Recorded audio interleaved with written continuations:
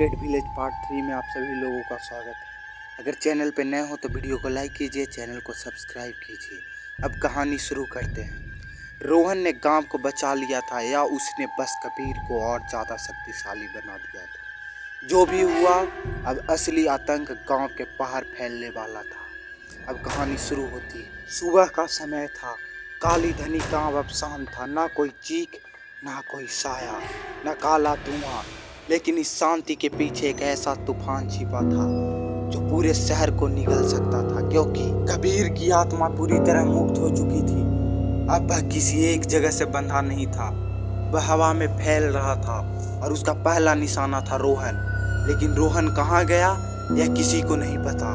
काली धनी से 3 किलोमीटर दूर हाईवे पर एक बस खराब खड़ी थी। ड्राइवर साइड में उतरकर इंजन देख रहा था। हवा अचानक ठंडा हो गई। ड्राइवर ने महसूस किया कि उसके पीछे कोई खड़ा है। उसने मुड़कर देखा, वहां कोई नहीं था। लेकिन फिर बस की खिड़कियों पर धुंधलापन फैलने लगा और उस धुंधलापन पर खुद ब खुद उभरे 4 शब्द, कबीर इज बैक। ड्राइवर डर के मारे पीछे हट गया। बस की अंदरूनी लाइट्स तेजी से ऑन ऑफ होने लगी। अचानक बस के बीच में बैठी एक महिला ने चीखा, मेरे बगल में कोई बैठा है। लेकिन सीट खाली थी। फिर भी उसकी गर्दन पर किसी ठंडी उंगली का निशान उभरने लगा। लोग चीखने लगे और अगले ही पल बस की खिड़कियां अपने आप टूट गई। अंदर काला धुआं भर गया और वो धुआं एक आकृति में बदल गया, कबीर। उसकी आंखें अब भी अंगारे जैसी थी, लेकिन उसके चेहरे पर सिर्फ एक ही भाव था, बदला।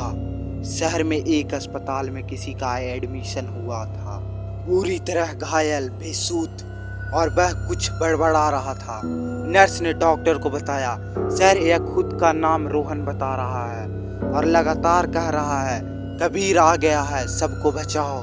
डॉक्टर ने रोहन का चेहरा देखा। किसी दुर्घटना के निशान नहीं, बल्कि जैसे कोई अदृश्य चीज उसे खींच खींच कर तोड़ रही हो। रोहन की आंखें अचानक खुली। उसने अस्पताल की नर्स का हाथ पकड़ लिया। रोहन जोर से फुसफुसाते हुए, उसे मत आने देना, वो यहाँ आ रहा है।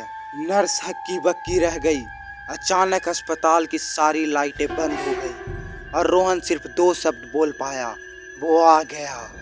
अस्पताल की स्क्रीन खुद ब खुद ऑन हुई। हर स्क्रीन पर एक ही चेहरा, कबीर। उसकी हल्की मुस्कान, जैसे वो खेल रहा हो। फिर एक स्क्रीन पर उसने कहा, रोहन तुमसे अधूरा काम है मेरा। वेंटिलेशन से काला धुआं निकलते हुए पूरे पहाड़ में फैलने लगा। एक नर्स हवा में उछलकर दीवार से टकराई। दूसरे मरीज की बेडशीट खुद ब खुद कसने लगी, जैसे कोई अदृश्य चीज उसे खोट रही हो। और कबीर की आवाज गूंजी, अब मैं सिर्फ काली धनी का नहीं हूँ, मैं अब हर जगह हूँ। रोहन ने अचानक अपने बिस्तर के नीचे से एक पुरानी चाबी निकाली। वह वही चाबी थी जो मंदिर की रानी माता की प्रतिमा के नीचे से गिराई थी, जिसे उसने पार्ट 2 में उठाया था। रोहन, यह चाबी कबीर की नहीं है, यह उस आत्मा की है जिसने कबीर को कैद किया था।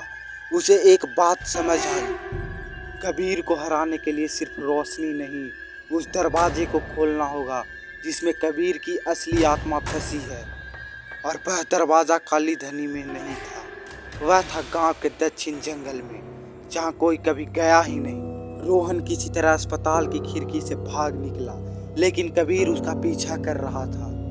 कभी धुएं की तरह, कभी किसी डरावनी चेहरा बनकर, कभी एक फुसफुसाहट बनकर। तुम बच नहीं सकते।